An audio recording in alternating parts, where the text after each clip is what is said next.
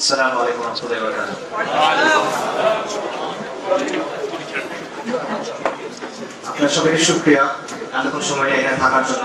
রমাদানের মধ্যে যে ভাইরা কষ্ট করে অর্গানাইজ করছেন তাদের সবাইকে শুকরিয়া জানাচ্ছি, বিশেষ করে আবুল ভাইকে এই কনফারেন্সটা অ্যারেঞ্জ করার জন্য। এই ধরনের কনফারেন্স অনেক বেশি জরুরি, বিশেষ করে বর্তমান সময়ে। আজকে আপনারা অনেক আলোচনা শুনছেন। আমার আলোচনায় হয়তো বা কিছু জিনিসপত্র রিপিট হবে, বাট সামগ্রিকভাবে কিছু জিনিস আমি আপনার প্রেজেন্ট করার চেষ্টা করব।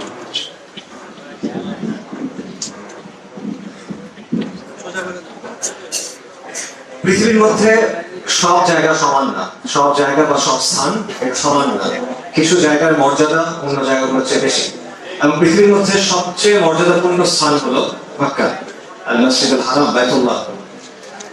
এবং অষ্টম হিজরিতে ফাতহ মক্কার পর থেকে আজ পর্যন্ত 1400 বছরের বেশি সময় ধরে এটা মুসলিমদের কাছে আছে, আলহামদুলিল্লাহ। পরবর্তী দ্বিতীয় পবিত্রতম যে স্থান সেটা হলো আল মদিনা আল মুনাওয়ারা, মসজিদ নববী। এবং প্রথম হিজরি থেকে এখনো পর্যন্ত 1400 বছরের বেশি সময় ধরে এটা মুসলিমদের কাছে আছে, আলহামদুলিল্লাহ। কিন্তু তৃতীয় পবিত্রতম যে জায়গা বাইতুল মাকদিস, আল কুদস, মসজিদ আল আকসা, এটা হলো সম্ভবত মানব ইতিহাসে সবচেয়ে কন্টেস্টেড জায়গা।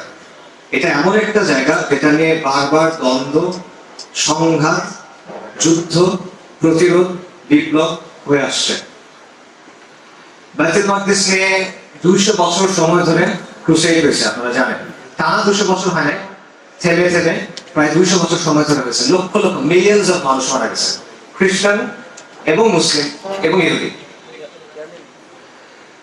এবং বারবার এই বাইতুল মাকদিসের ব্যাপারটা মানুষকে তাড়না তৈরি করছে, মানুষকে আর্জ করছে, মানুষকে ড্রাইভ করছে পাশ্চাত্যে এবং প্রাচ্যে। আমি আপনাদের একটা এক্সাম্পল দিই। আপনার ক্রিস্টোফার কলম্বাসের নাম শুনছেন, প্রথম ইউরোপীয়, ধারণা করা হয় প্রথম ইউরোপীয় যে আমেরিকাতে গেছে, ক্রিস্টোফার কলম্বাস 1492 সালে। এই 1492 সালের শুরুতেই স্পেনে গ্রানাডার পতন হয়, আল আন্দালুসে গ্রানাডার পতন হয়। এবং আলহামরা যে প্রাসাদ ছিল, যেটা মুসলিমদের শৌর্য, বীর্য, শান এবং মানের প্রতীক, এটা চাবি তুলে দেওয়া হয়েছিল স্পেনের রাজা ফার্ডিনান্দ এবং রানী ইসাবেলার কাছে। ওই বছরই 1492 শেষের দিকে কলম্বাস বের হয় আমেরিকার জন্য। 1493 সালে কলম্বাস একটা চিঠি লেখে ইসাবেল এবং ফার্ডিনান্দের জন্য। সেখানে সে বলে, আমাকে যদি 5 বছর সময় দেন, আমি একটা বাহিনী পাঠাবো, যেই বাহিনীতে 50,000 পদাতিক সেনা থাকবে এবং 5,000 অশ্বারোহী থাকবে, বিশাল বাহিনী। তার পয়েন্টটা হলো যে আমরা আমেরিকাতে এত সম্পদ পাইছি যেটা দিয়ে আমরা এত বিশাল একটা বাহিনী তৈরি করতে পারবো। কিন্তু এই বাহিনীর উদ্দেশ্য কি? এই বাহিনী কি করবে? এই বাহিনীর উদ্দেশ্য হলো, তার চিন্তা ছিল যে এটা জেরুজালেম আবার দখল করবে। অর্থাৎ কলম্বাস আমেরিকাতে গেছে, সেই জায়গাতেও সে চিন্তা করতেছে যে সে কিভাবে জেরুজালেমকে দখল করবে। এইভাবে বারবার এই চিন্তা প্রাচ্য এবং পাশ্চাত্যের মানুষকে তাড়িত করছে। এবং এখানে একটা সিম্বলিক ব্যাপার আছে, দেখেন, যে ক্রিস্টোফার কলম্বাস আমেরিকাতে বসে বলতেছিল যে আমি একটা বাহিনী পাঠাবো যেটা দিয়ে আপনি বাইতুল মাকদিস দখল করবেন বা জেরুজালেম দখল করবেন। এবং আজকে আমরা দেখতেছি যখন গণহত্যা হচ্ছে, আগ্রাসন চলতেছে, দখলদারিত্ব চলতেছে, তখন ফিলিস্তিনের সবচেয়ে বড় মিত্রকে ওই আমেরিকা, যে আমেরিকাতে কলম্বাস গেছিল। তো এই যে এত সংঘাত, এই সংঘাত অনেক লম্বা আসলে। তো এই যে এত সংঘাত, এত দ্বন্দ্ব, এত যুদ্ধ বাইতুল মাকদিসকে নিয়ে, এটার কারণ আসলে কি?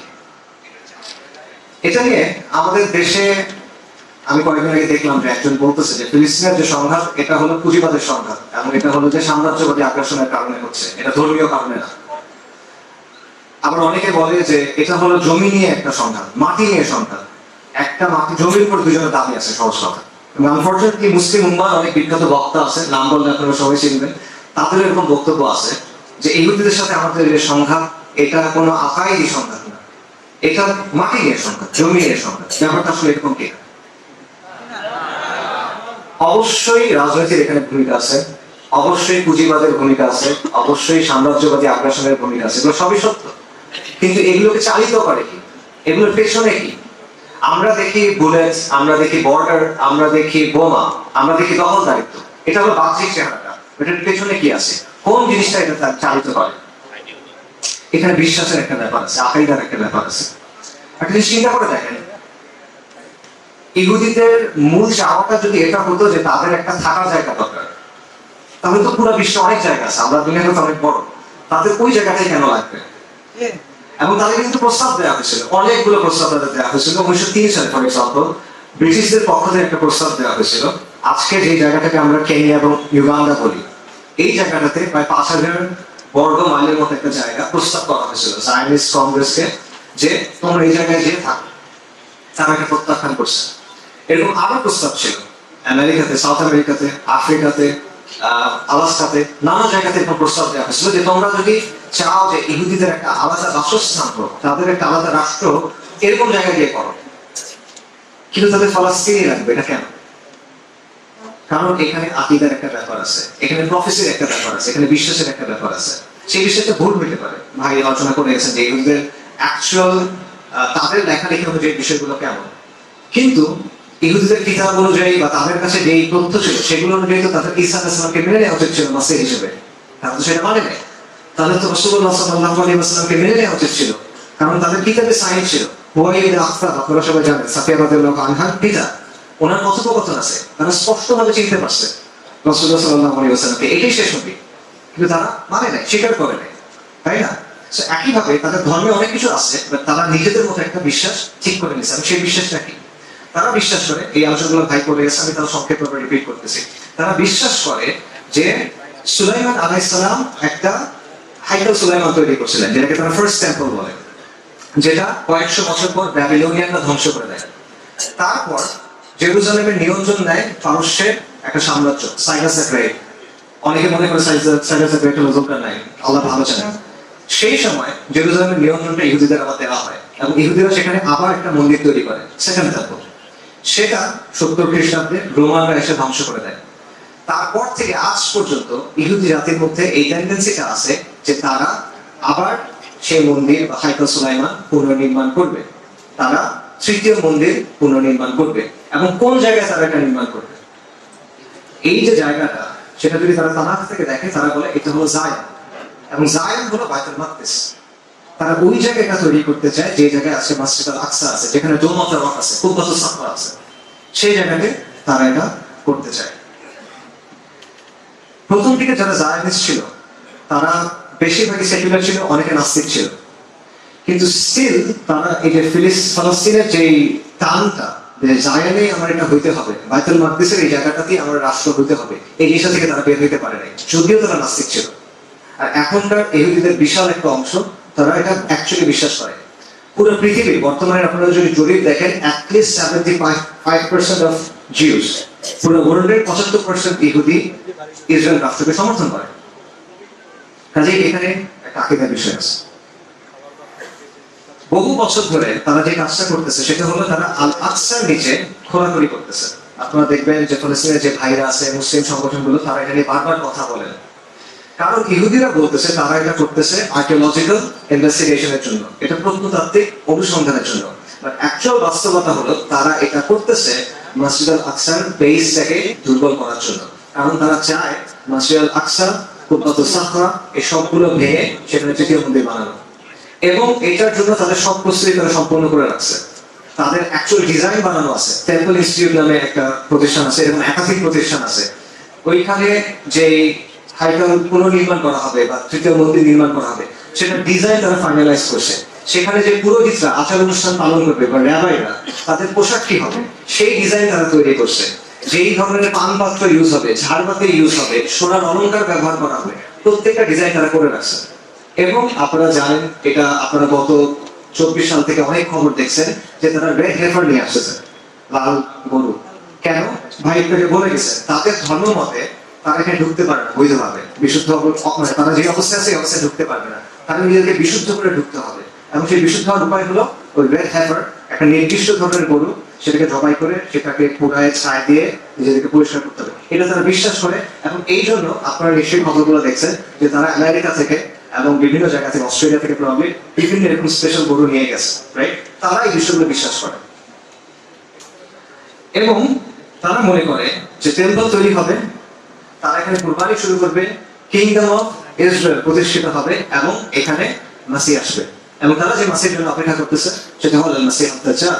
তারা প্রকৃত যে মাসিহ, সত্য মাসিহ, মাসিহ ঈসা ইবনে মারইয়াম আলাইহিস সালাম, তাকে প্রত্যাখ্যান করছে, তাকে মিথ্যাবাদী অপবাদ দিচ্ছে, এবং তারা মিথ্যা মাসিহের জন্য অপেক্ষা করতেছে। কাজেই এখানে বিশ্বাসের ব্যাপারটা আছে। আরেকটা এক্সাম্পল দেখেন, এই জিনিসটা ভাই বলে গেছেন, তাই আমি সংক্ষেপে বলতেছি। খ্রিস্টান জায়নিজম যেটা বলে, মানে খ্রিস্টানদের মধ্যে যারা জায়নিস্ট, এরা ইহুদিদের চেয়ে কট্টর জায়নিস্ট, তারা এটা বিশ্বাস করে। কেন? কারণ তারা মনে করে যে ইসরায়েল রাষ্ট্র যত শক্তিশালী হবে, ইসরায়েল রাষ্ট্র যত সম্প্রসারিত হবে, তত সেকেন্ড কামিং কাছে আসবে। সেকেন্ড কামিং মানে তারা বিশ্বাস করে ঈসা আলাইহিস সালাম ফিরে আসবে। এটা সত্য, আমরা বিশ্বাস করি। তো তারা মনে করে যে যদি ইসরায়েল শক্তিশালী হয়, ইসরায়েল আরো সম্প্রসারিত হয়, তাহলে এটা কাছাকাছি চলে আসবে। মানে বেসিক্যালি তারা কিয়ামতকে কাছে আনতে চায়, রাইট? এটা একটা জিনিস তারা বিশ্বাস করে। আমেরিকান ইভাঞ্জেলিক্যাল যে খ্রিস্টানরা আছে, তারা অত্যন্ত শক্তিশালী একটা লবি হিসেবে কাজ করে ইসরায়েলের পক্ষে। আমেরিকান রাজনীতিতে রিপাবলিকানদের বড় একটা অংশ খ্রিস্টান জায়নিজম বিশ্বাস করে, ডেমোক্রেটিকদের সিগনিফিকেন্ট একটা অংশ এটাতে বিশ্বাস করে। সো এখানেও আকীদার একটা ব্যাপার আছে। এই ক্ষেত্রে আপনারা একটা বই করতে পারেন, শেখ সাফর আল হাওয়ারির একটা বই আছে ইয়ামুল হাদার, সেখানে উনি এগুলো নিয়ে বিস্তারিত আলোচনা করছেন। আমি আপনাকে আরেকটা ঘটনা বলি। 1917 সাল জেরুজালেম মাত্র ব্রিটিশদের নিয়ন্ত্রণে আসছে। ব্রিটিশ বাহিনীর প্রধান হিসেবে সেখানে গেছে এক জেনারেল, তার নাম হলো এডমান্ড অ্যালেনবি। সে জেরুজালেমে ঢুকলো, তারপর সে কয়েকদিন পর চলে গেল দামাসকাসে। দামাসকাসে তার কি কাজ? সে দামাসকাসে একটা স্পেশাল জায়গায় গেছে। কোথায় গেছে? সুলতান সালাহুদ্দিন আল আইয়ুবীর কবরের কাছে গেছে, এবং সে সুলতান সালাহুদ্দিন আল আইয়ুবীর কবরে লাথি মারছে। লাথি মেরে বলতেছে, awake O Saladin, we have return. Saladin, ওঠো, আমরা ফিরে আসছি। কারা ফিরে আসছে? ক্রুসেডাররা ফিরে আসছে। তার বক্তব্য হলো আমরা ক্রুসেডাররা ফিরে আসছে।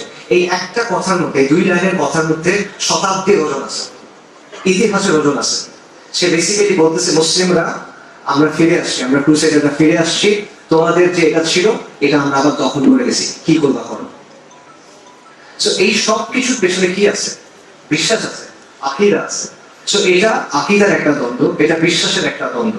এটা শুধুমাত্র রাজনীতি বা সাম্রাজ্যবাদের বিষয় না। অবশ্যই এই ব্যাপারগুলো এখানে ফ্যাক্টর ইন করে, বাট এগুলোই একমাত্র বিষয় না। এবার আমাদের জায়গা থেকে দেখেন, আমাদের জায়গা থেকে মসজিদ আল আকসা, এটার গুরুত্ব কেন? এটার অনেকগুলো গুরুত্ব আছে, নানা কারণ আছে। আমি সংক্ষেপে কয়েকটা বলতেছি। প্রথম কারণ, আবু হুরায়রা রাদিয়াল্লাহু আনহু থেকে হাদিস আছে, বর্ণিত আছে, যে তিনি রাসূলুল্লাহ সাল্লাল্লাহু আলাইহি ওয়াসাল্লামকে জিজ্ঞেস করছেন, এই দুনিয়াতে তৈরি হওয়া প্রথম মসজিদ কোনটা? রাসূলুল্লাহ বলেন, বাইতুল্লাহ, আল মসজিদ আল হারাম। তারপরের মসজিদ কোনটা? মসজিদ আল আকসা। এবং উলামায়ে কেরাম এটা নিয়ে আলোচনা করতে গিয়ে বলছেন যে এই মসজিদ তৈরি করছিলেন ইদার মালাকরা, ফেরেশতারা, অথবা আদম আলাইহিস সালাম, অথবা ইব্রাহিম আলাইহিস সালাম, এবং পরবর্তীতে সুলাইমান আলাইহিস সালাম, হাইকেল সুলাইমান তৈরি করছেন এখানে। দুই নম্বর কারণ, আল-আকসার সিগনিফিকেন্স, নবীদের সিলসিলা। বাইতুল মাকদিস অ্যাকচুয়ালি তাওহীদের ভূমি। বাইতুল মাকদিস নবীদের ভূমি। এইখানে দাউদ আলাইহিস সালামের মিহরাব ছিল। এইখানে জাকারিয়া আলাইহিস সালামকে পুত্র সন্তানের সুসংবাদ দেওয়া হয়েছিল, ইয়াহইয়া আলাইহিস সালামের। এখানে মারিয়াম আলাইহিস সালামের মিহরাব ছিল। এই বাইতুল মাকদিসে সাইয়্যিদুনা ঈসা ইবনে মারইয়াম আলাইহিস সালাম তার জন্ম হয়েছিল। এবং ইবনে আব্বাস রাদিয়াল্লাহু আনহু থেকে একটা বিখ্যাত কওল আছে, উনি বলছেন বাইতুল মাকদিস নির্মাণ করছেন আম্বিয়ারা, বাইতুল মাকদিস আবাদ করছেন আম্বিয়ারা, এবং বাইতুল মাকদিসে এক হাত পরিমাণ এখন জায়গা নাই যেখানে কোনো নবী ইবাদত করেন নাই অথবা কোনো ফেরেশতা এসে দাঁড়ান নাই। এটা হলো বাইতুল মাকদিসের গুরুত্বের আরেকটা বিষয়। তৃতীয় পয়েন্ট, আল ইসরা ওয়াল মিরাজ। বাইতুল মাকদিসের সাথে জড়িত আল ইসরা ওয়াল মিরাজ। নবী সাল্লাল্লাহু আলাইহি ওয়াসাল্লাম যখন আল ইসরা ওয়াল মিরাজে নিয়ে যাওয়া হয়েছে, সেটা হয়েছে কোথা থেকে? প্রথমে বাইতুল মাকদিস থেকে। আল্লাহ সুবহানাহু ওয়া তাআলা কোরআনে এটা আমরা বলছি, সুবহানাল্লাযী আসরা বিআবদিহি লাইলান মিনাল মাসজিদিল হারামি ইলাল মাসজিদিল আকসা আল্লাযী বারাকনা হাওলাহু। মহিমান্বিত তিনি, যিনি তার আবদকে রাতের বেলা মসজিদুল হারাম থেকে মসজিদুল আকসাতে নিয়ে গেছেন, যেই মসজিদুল আকসা বারাকনা হাওলাহু, যেটা সারাউন্ডিংস ব্লেস। কেন দিয়েছেন? লিনুরিয়াহু মিন আয়াতিনা, তার নিদর্শন সমূহ দেখার জন্য। ইন্নাহু সামিউল বাসীর, আল্লাহ সর্বশ্রোতা সর্বদ্রষ্টা। এবং এখানে কি হয়েছে? ইসরাতে কি হয়েছে? হাদিস থেকে আমরা জানি রাসূলুল্লাহ সাল্লাল্লাহু আলাইহি ওয়াসাল্লাম বলছেন, রাসূলুল্লাহ সাল্লাল্লাহু আলাইহি ওয়াসাল্লাম সেখানে সালাত আদায় করছেন, রাসূলুল্লাহ ইমামতি করছেন, তার পিছনে সালাত আদায় করছেন কারা? আম্বিয়ায়ে কেরাম। আদম আলাইহিস সালাম থেকে শুরু করে ঈসা ইবনে মারইয়াম আলাইহিস সালাম পর্যন্ত সকল আম্বিয়ায়ে কেরাম সালাত আদায় করছেন রাসূলুল্লাহ সাল্লাল্লাহু আলাইহি ওয়াসাল্লামের ইমামতিতে। এই বিষয়টা সিগনিফিকেন্স চিন্তা করেন। মুহাম্মদ রাসূলুল্লাহ সাল্লাল্লাহু আলাইহি ওয়াসাল্লামের অবস্থান, তার মর্যাদা, তার যে মিশন, খাতামুন নবিয়্যিন সাইয়্যিদুল মুরসালিন হিসেবে তার যে অবস্থান, উম্মতে মুহাম্মাদের যে অবস্থান, এই সব কিছুর একটা প্রমাণ আপনি এই জিনিসটার মধ্যে পান। সর্বশ্রেষ্ঠ এবং সর্বশেষ নবী হিসেবে রাসূলুল্লাহ সাল্লাল্লাহু আলাইহি ওয়াসাল্লামের অবস্থানের একটা প্রমাণ এটা। তার ইমামতিতে সকল নবী ও রাসূল সেখানে সালাত আদায় করছেন। এটা আল আকসার আরেকটা সিগনিফিকেন্স। আল আকসার আরেকটা সিগনিফিকেন্স এটা আমরা সবাই জানি, এটা হলো প্রথম কিবলা। যখন থেকে সালাত ফরজ হয়েছে, এরপর থেকে হিজরতের প্রায় 16 থেকে 17 মাস পর্যন্ত সম্ভবত রাসূলুল্লাহ সাল্লাল্লাহু আলাইহি ওয়াসাল্লাম এবং মুসলিমরা এই বাইতুল মাকদিসের দিকে মুখ করে সালাত আদায় করছেন। পরবর্তীতে রাসূলুল্লাহ চাচ্ছিলেন এটা পরিবর্তন হয়ে যাক। রাসূলুল্লাহ চাচ্ছিলেন মুসলিমদের কিবলা আলাদা হোক। রাসূলুল্লাহ চাচ্ছিলেন এবং সেটা বাইতুল্লাহ হোক। তাই আল্লাহ সুবহানাহু ওয়া তাআলা বললেন, ফাওয়াল্লি ওয়াজহাকা শাতরাল মাসজিদিল হারাম, আপনার মুখ আপনি পরিবর্তন করে নেন এই দিকে। সো এটা আরেকটা গুরুত্বপূর্ণ। আচ্ছা, তারপরে সেটা হলো সিংহায় ফু দেওয়া। আমরা জানি যে সিংহায় ফু দেওয়া হবে, সিংহায় কয়েকবার ফু দেওয়া হবে, একাধিকবার ফু দেওয়া হবে। দ্বিতীয়বার যখন ফু দেওয়া হবে তখন কি হবে? পুনরুত্থান ঘটবে, মানুষ উঠে দাঁড়াবে, কবর থেকে উঠে দাঁড়াবে। এটা কোন জায়গা থেকে হবে? আল্লাহ সুবহানাহু ওয়া তাআলা কোরআনে বলছেন, ওয়াসতামে ইয়াউমা ইউনাদিল মুনাদি, শোনো যেদিন একজন আহ্বানকারী আহ্বান করবে মিন মাকানিন কারীব, নিকটবর্তী এক স্থান থেকে। এবং তারপর বলছেন ইয়াউমা ইয়াসমাউনা সাইহাতা বিল হক, সেদিন প্রত্যেকে এক প্রচন্ড ধ্বনি শুনবে। যালিকা ইয়াউমুল খুরুজ, এটা হলো মাটি থেকে বের হওয়ার দিন। এই আয়াতগুলো তাফসীর দেখেন, তাফসীর আত-তাবারী দেখেন, তাফসীর আল-কুরতুবী দেখেন, তাফসীর ইবনে কাসীর দেখেন। তারা ইবনে আব্বাস রাদিয়াল্লাহু আনহু, কাতাদা রাদিয়াল্লাহু আনহু থেকে বলতেছেন যে ইয়াউমা ইউনাদিল মুনাদি, এক আহ্বানকারী, এই আহ্বানকারীকে ইসরাফিল আলাইহিস সালাম, এবং সে যে প্রচুর আহ্বান করবে মিন মাকানিন কারীব, নিকটবর্তী স্থান থেকে। নিকটবর্তী স্থানকে বাইতুল মাকদিস।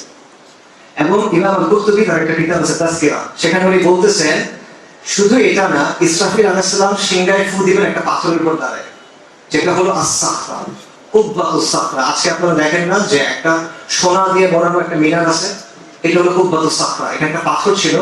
উলামায়ে কেরাম বলেন যে এই পাথর থেকে রাসূলুল্লাহ সাল্লাল্লাহু আলাইহি ওয়াসাল্লামকে মেরাজের জন্য নিয়ে যাওয়া হয়েছিল। আল-কুরতুবী বলতেছেন যে এই পাথরের উপর দাঁড়ায় ইসরাফিল আলাইহিস সালাম সিংহায় ফু দিবেন। এটা হলো আরেকটা গুরুত্ব। ফাইনাল আরেকটা গুরুত্ব দেখেন, অনেকগুলো হাদিস থেকে এটা প্রমাণিত। হাদিসগুলো বলতেছি না, সময় নাই, এটা আপনারা অনেকে জানেন আশা করি। শেষ জামানায় মুসলিমদের ঘাঁটি কোন জায়গা হবে? বাইতুল মাকদিস। ঈসা আলাইহিস সালাম আল-মাসিহ দাজ্জালকে হত্যা কোথায় করবেন? বাবা লুদ নামে একটা জায়গা আছে বাইতুল মাকদিসের এখানে। আল মাহদির নেতৃত্বে যে বাহিনী থাকবে সেটা থাকবে এই জায়গাটাতে। এবং এখানে ইহুদিদের সাথে প্রচন্ড যুদ্ধ হবে। বিখ্যাত হাদিস আছে, আপনারা জানেন, মুসলিম এবং ইহুদিদের মধ্যে প্রচন্ড লড়াই হবে।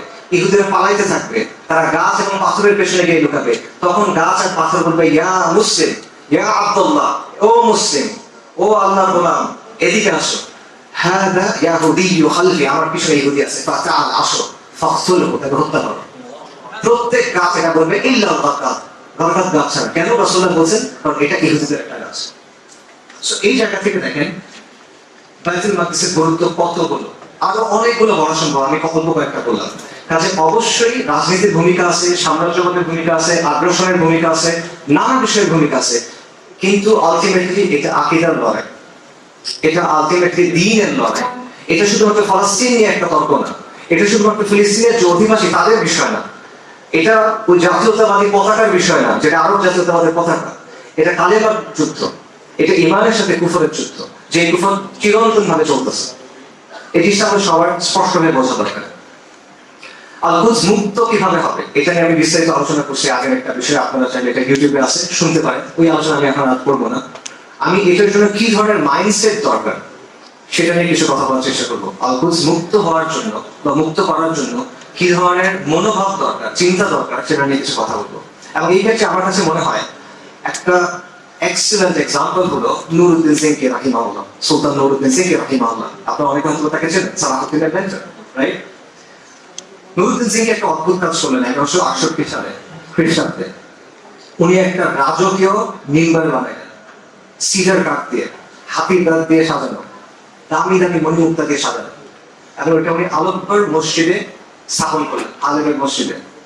এমনকি বললেন এই মিম্বার হলো মসজিদ আল আকসার জন্য, এই মিম্বার আমরা গিয়ে মসজিদ আল আকসার উপর মধ্যে রাখবো এবং তারপর আমরা সেখানে সালাত আদায় করবো।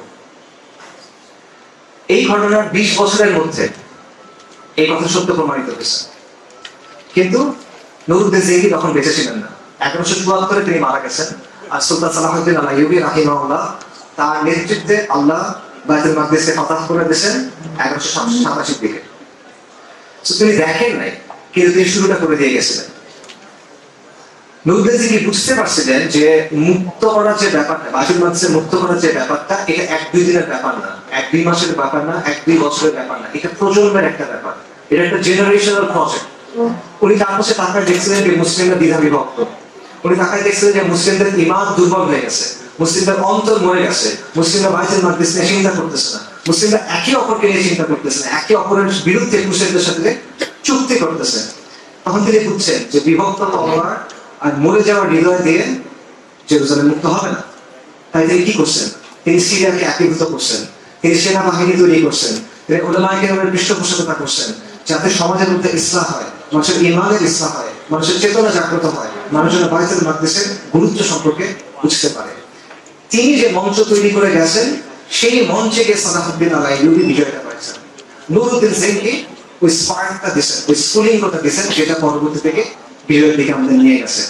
আমাদের চিন্তাটা এইভাবে করা উচিত, জেনারেশনাল একটা প্রজেক্ট হিসেবে বিষয়টা আমাদের চিন্তা করা উচিত, আমাদের জেনারেশন তৈরি করা উচিত। নুরুদ্দিন জিঙ্গি নিজে দেখেন নাই, কিন্তু তিনি প্রজন্ম তৈরি করে দিয়ে গেছেন যারা আল আকসাকে মুক্ত করতে পারছেন।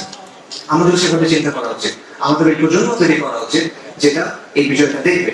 এবং আমি মনে করি এই প্রজন্ম তৈরি হচ্ছে, কারণ আপনি যদি গাজার দিকে তাকান, গাজায় যে ভয়ঙ্কর হত্যাযজ্ঞ চলতেছে, এবং এরপরও এত ভয়ঙ্কর হত্যাযজ্ঞের পর সেখানে যে সবর আছে, সেখানে যে ইস্তিকামত আছে, এটাকে আপনি কি বলবেন বলেন? এই জিনিসটাকে আপনি কি বলবেন বলেন? তাদের বিরুদ্ধে এমন কোন অস্ত্র নাই যেটা ইউজ করা হয় নাই, একদম কাটিং এর সব টেকনোলজি, মানে ক্লোজ প্রক্সিমিটিতে যা ইউজ করা যায় সব ইউজ করা হয়েছে, ড্রোন টেকনোলজি, এআই টেকনোলজি, এর বাইরে conventional weapons of war, everything তাদের উপর ইউজ করা হয়েছে। তারপরও এই মানুষটা বলছে লা ইলাহা ইল্লাল্লাহ।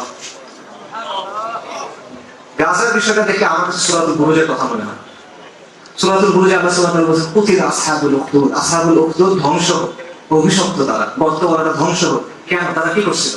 তারা মুমিনদের আগুনে পুড়ে মারছিল, আগুনের পরীক্ষার মধ্যে ফেলে মারছিল মুমিনদের, কারণ মুমিনরা বলছিল আল্লাহ এক। এই ইহুদিরা কি করতেছেন? তারা পাহাড়ি চাপা দিয়ে, পুরায়, পানি দিয়ে, এমন কিছু নাই যেটা দিয়ে তারা হত্যা করতেছে না, ছিন্ন বিচ্ছিন্ন করে আমাদেরকে হত্যা করতেছে।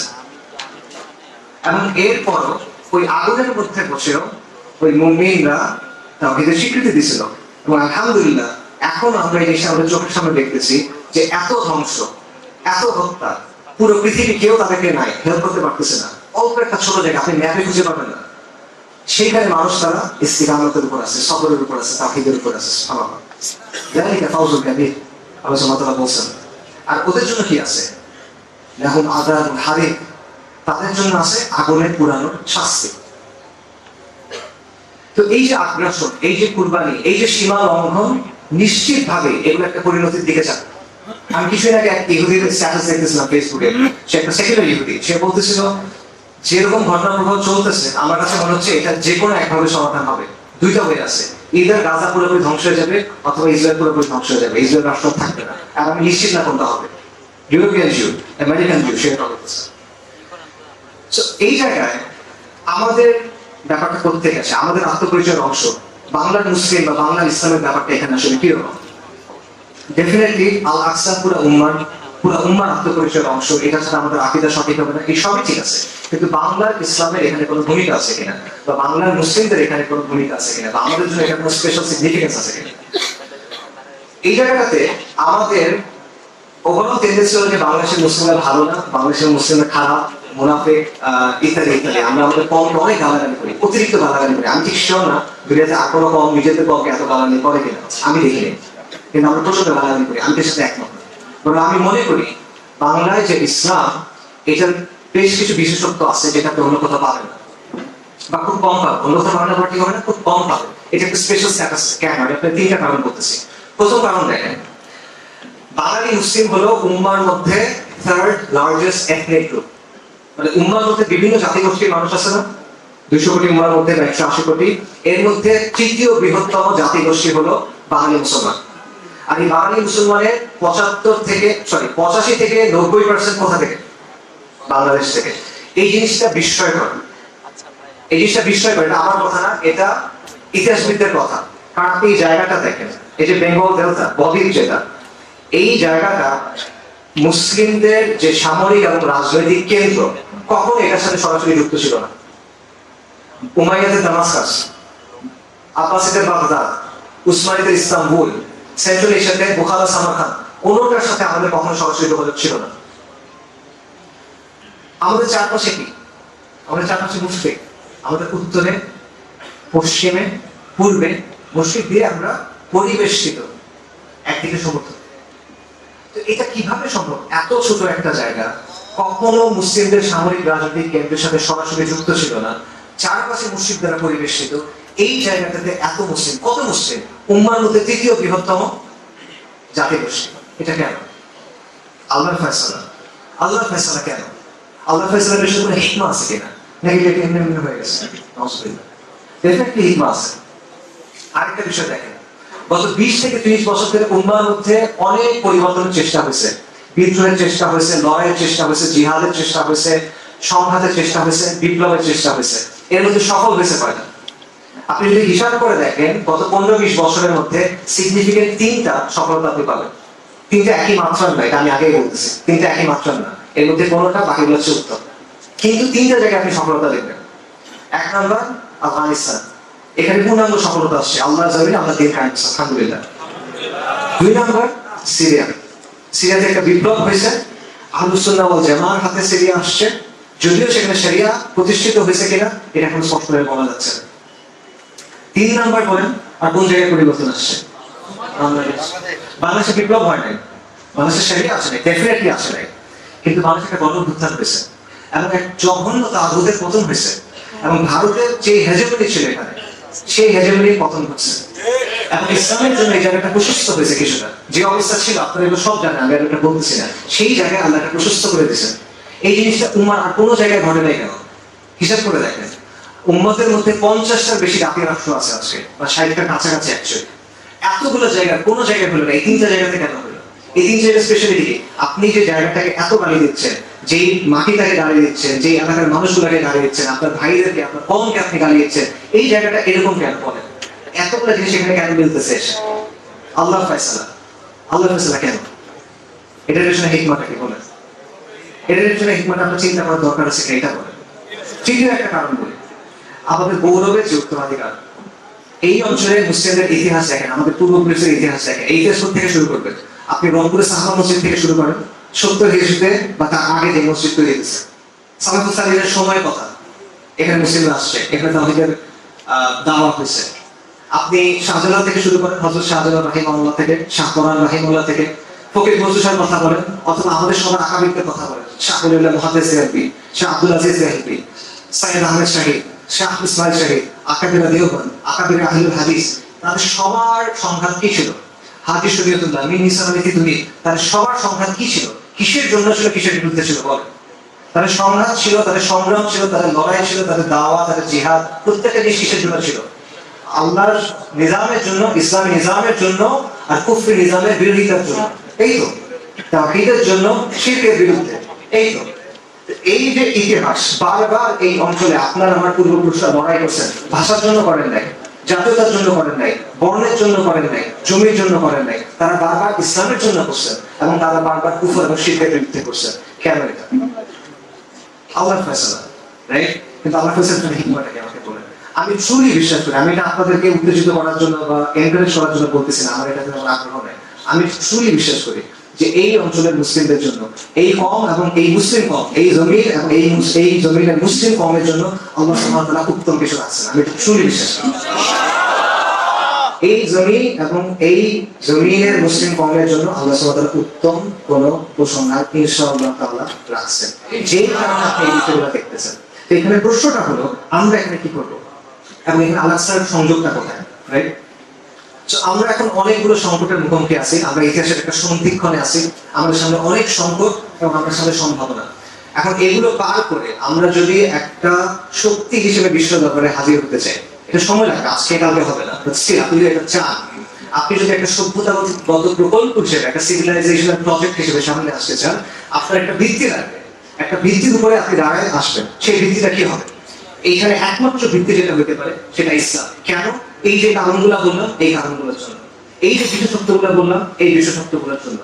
বাংলাদেশ যদি বিশ্ব দরবারে কোনো শক্তি হিসেবে উপস্থিত হতে হয়, সেটা হতে হবে মুসলিম বঙ্গ হিসেবে, সেটা হতে হবে ইসলামের ভিত্তিতে, আর কোনো কিছু দিয়ে এটা হবে না। আপনি বহুত্ববাদ, বাঙালি জাতীয়তাবাদ, গণতন্ত্র, এই সেই যা কিছু বলেন, এগুলো দিয়ে শুধুমাত্র কেওয়াস আসবে, নতুন বন্দোবস্ত পুরনো বন্দোবস্তের মধ্যে হবে।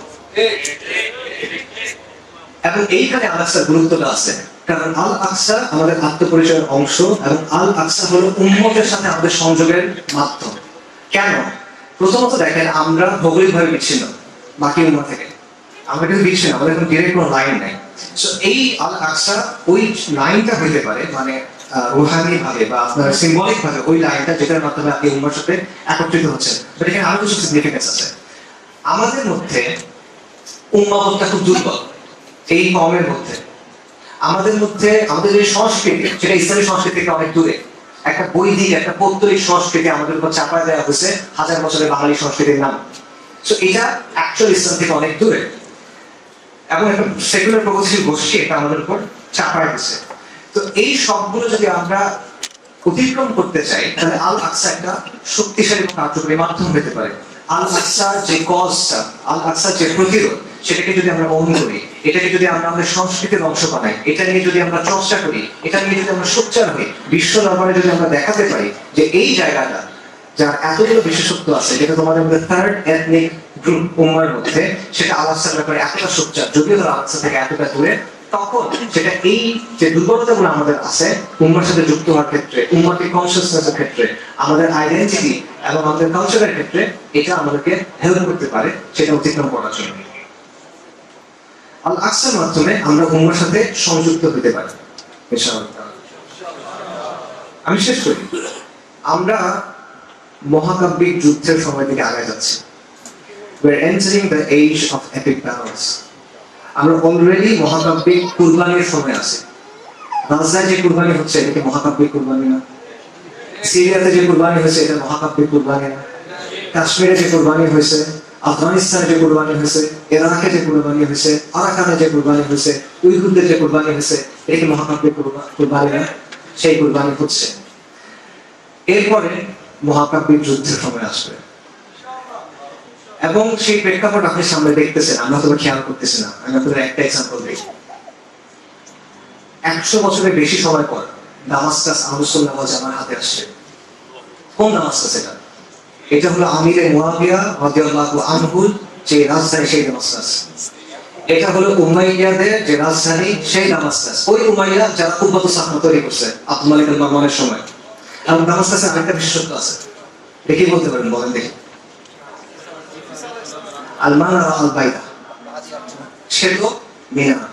রাসূলুল্লাহ সাল্লাল্লাহু আলাইহি ওয়াসাল্লামের হাদিস থেকে এটা আছে যে দামাস্কাসের পূর্ব পাশে ঈসা আলাইহিস সালাম অবতরণ করবেন একটা সাদা মেয়ারের উপরে। রাসূলুল্লাহ সাল্লাল্লাহু আলাইহি ওয়াসাল্লাম হাদিসে আছে ঈসা আলাইহিস সালামের শরীর জাফরান রঙের কাপড় দিয়ে ঢাকা থাকবে, তার চুলগুলো দেখে মনে হবে চুলগুলো ভেজা, সেখান থেকে যেন পানি পড়তেছে। দুই ফেরেশতার হাত ডানার উপরে উনি হাত রেখে নেমে আসবেন, উনি নেমে আসবেন দামাস্কাসে। যেই দামাস্কাস 100 বছর ধরে আমাদের হাতে ছিল না। সর্বশেষ এটা আমাদের হাতে ছিল 1918 দিকে, যখন উসমানীয়দের আন্ডারে দামাস্কাস ছিল। তারপরে ব্রিটিশরা নিছে, ফ্রেঞ্চরা নিছে, নোংরা জাতীয়তাবাদীরা নিছে, নুসাইরিরা নিছে, কুফার মুশরিক নুসাইরিরা নিছে। 100 বছর পর এই দামাস্কাস আল্লাহ সুবহানাহু ওয়া তাআলা আহলুস সুন্নাহ ওয়াল জামার হাতে ফিরিয়ে দিয়েছেন। কখন? এই 2024 সালে, আজকে থেকে 3-4 মাস আগে, 3.5 মাস আগে, রাইট? এবং মুজাহিদিন যখন দামাস্কাসে ঢুকছে, তারা কি বলছেন আপনি জানেন? তারা বলছেন লাব্বাইক লাব্বাইক লাব্বাইক ইয়া আল্লাহ, আল্লাহ আমরা হাজির হয়েছি। এবং তারা বলছে খাইবার খাইবার, এবং মুজাহিদিন স্লোগান দিয়েছে খাইবার খাইবার ইয়া ইয়াহুদ জাইশে মুহাম্মদ সাফা ইয়াহুদ। ইহুদিরা তোমরা শোনো, মুহাম্মদ সাল্লাল্লাহু আলাইহি ওয়াসাল্লামের বাহিনী ফেরত আসতেছে। তো এই সব কিছু কি কোইন্সিডেন্স কিনা? এই সব কিছু এমনি এমনি হচ্ছে, কাকতালীয় ভাবে হচ্ছে না। আল্লাহ প্রেক্ষাপট তৈরি করতেছেন। ইবনুল আসিরের বিখ্যাত একটা উক্তি আছে, আল্লাহ যখন কোনো পরিণতি চান, আল্লাহ তখন সেটার প্রেক্ষাপট তৈরি করে দেন। আল্লাহ আমাদের জন্য যে পরিণতিটা চাচ্ছেন, এটার প্রেক্ষাপট আপনার সামনে তৈরি হচ্ছে। আল্লাহ আমাদেরকে বিজয়ের জন্য প্রস্তুত করতেছেন। আল্লাহ কোন পরিণতি চান? আল্লাহ বিজয় চান আমাদের জন্য। আল্লাহ লিখে দিয়েছেন, আল্লাহ সেই বিজয়ের জন্য আমাদের প্রস্তুত করছেন। আল্লাহু গালিবুন আলা আমরিহি ওয়ালাকিন্না আকসারান নাসি লা ইয়ালামুন। এই বিষয়ে আমরা কিভাবে ভূমিকা রাখবো, এটা একটা ইম্পর্টেন্ট বিষয়, এবং এটা নিয়ে আমাদের ভাবা দরকার, গভীরভাবে ভাবা দরকার। কারণ আমাদের সংগ্রামটা বা আমাদের লড়াইটা আফগানিস্তানের মতো হবে না, আমাদের লড়াইটা সিরিয়ার মতো হবে না। সেইখানকার অনেক কিছু আমাদের সাথে মেলে না। আফগানিস্তানের ভূপ্রকৃতি, আফগানিস্তানের ইতিহাস, আফগানিস্তানের মানুষের তারবিয়া, তাদের সমাজ ব্যবস্থা, সেখানকার আগ্রাসনের যে বাস্তবতা, এই বিষয়গুলো আমাদের এখানে নাই, সম্পূর্ণ ভিন্ন। তারা যেভাবে লড়াই করছেন অস্ত্রের মাধ্যমে, সেরকম কোনো প্রেক্ষাপট আমাদের এখানে দেখা যায় না। কাজে আপাত দৃষ্টিতে মনে হয় আমাদের এখানে কাজ করতে হবে দাওয়াতের মাধ্যমে, আমাদের এখানে কাজ করতে হবে সামাজিক ভাবে, আমাদের এখানে কাজ করতে হবে দাওয়া, ইসলাম এবং তাসদীদের মডেলকে সামনে রেখে। যদি আল্লাহ প্রেক্ষাপট প্রস্তুত করে দেন, সেটা ভিন্ন কথা। আল্লাহ প্রেক্ষাপট প্রস্তুত করে দিতে পারেন আল্লাহ কন্ডিশন দিয়ে যে কোনো সময়, কিন্তু তার আগ পর্যন্ত আপাত দৃষ্টিতে এটাই মনে হয় আমাদের কাজ করতে হবে সমাজ সংস্কারের কাজের মাধ্যমে সামাজিক শক্তি অর্জন করা, সামাজিক শক্তি থেকে সামাজিক আন্দোলনে পরিণত করা, এবং সেখান থেকে সমাজ বিপ্লবের দিকে যাওয়া, পূর্ণাঙ্গ বিপ্লবের দিকে যাওয়া। কাজটা কঠিন হয়ে হতে পারে বা অনেক সময়ের কথা মনে হতে পারে, বাট আমি যেটা বললাম, আমি শুরুই দুটো জিনিস মনে করি। একটা জিনিস হলো যে আল্লাহ এই কওম, এই জমিন এবং এই জমিনের মুসলিম কওমের জন্য উত্তম কিছু রাখছেন। আমাদের সেই পরিণতির দিকে আগায় যেতে হবে, এবং আল্লাহ আমাদেরকে বিজয়ের জন্য প্রস্তুত করতেছেন, যেটার প্রেক্ষাপট আমরা দেখতেছি। 100 বছর পর দামাস্কাস আহলুস সুন্নাহ ওয়াল জামাত হাতে আসছে, খোরাসানে তাওহীদের পতাকা উঠতেছে, আফগানিস্তানে আল্লাহর জমিনে আল্লাহর আইন কায়েম হয়েছে। হিন্দু কুশের গোত্রগুলা, গর্বিত এবং সম্মানিত গোত্রগুলো আবারও বিদ্রোহ করতেছে। যারা দশকের পর দশক ইংরেজের বিরুদ্ধে জিহাদ করছে, তারা আজকে আবার বিদ্রোহ করতেছে কুফর নিজামের বিরুদ্ধে। কাশ্মীরের গর্বিত যে মানুষরা, তারা হিন্দুত্ববাদের বিরুদ্ধে বিদ্রোহ করতে যাচ্ছে। আর আমরা পশ্চিম আফ্রিকা থেকে বিজয়ের সুঘ্রাণ পাচ্ছি, আমরা সাহেল থেকে বিজয়ের সুঘ্রাণ পাচ্ছি। ইনশাআল্লাহুল আজিজ, ইনশাআল্লাহ আমরা অতি শীঘ্র সুসংবাদ পাবো। আল্লাহ এই উম্মতকে বিজয় দিবেন, মুহাম্মাদকে বিজয় দিবেন, আল্লাহ উম্মতে মুসলিমাকে বিজয় দিবেন। এটা প্রতিশ্রুতি, এই প্রতিশ্রুতি আমাদের কাছে আছে। এই প্রতিশ্রুতি কে দিয়েছেন? আল্লাহ আল আজিজ, আল্লাহ আল কাহ্হার, আল্লাহ আল কাহির, আল্লাহ আল জব্বার, আল মুতাকাব্বির, আল মালিকুল মুলক। আল্লাহ সুবহানাহু ওয়া তাআলা বলেন, কাতাবাল্লাহু আগলিবান্না আনা ওয়া রুসুলি ইন্নাল্লাহা কাওয়িয়্যুন আজিজ। আল্লাহ সুবহানাহু ওয়া তাআলা আমাদের বিজয় দিবেন, সেই বিজয়ের জন্য প্রস্তুতি নেন। আল্লাহ আমাদের বিজয়ের জন্য প্রস্তুত করতেছেন, আপনি প্রস্তুত হন। নিজেকে প্রস্তুত করেন, যে সমাজকে প্রস্তুত করেন, যে পরিবারকে প্রস্তুত করেন, এই মাটিকে প্রস্তুত করেন, ওই কাফেলাকে প্রস্তুত করেন, এবং ওই প্রজন্মকে প্রস্তুত করেন। ওই প্রজন্মকে প্রস্তুত করেন যেটা বিজয়ী প্রজন্ম হবে। এবং নিশ্চয়ই আল্লাহর প্রতিশ্রুতি সত্য, এবং নিশ্চয়ই আমাদের হারানোর কোনো কিছু নাই। আখির দাওয়ানা আলহামদুলিল্লাহি রাব্বিল আলামিন। আসসালামু আলাইকুম ওয়া রাহমাতুল্লাহ।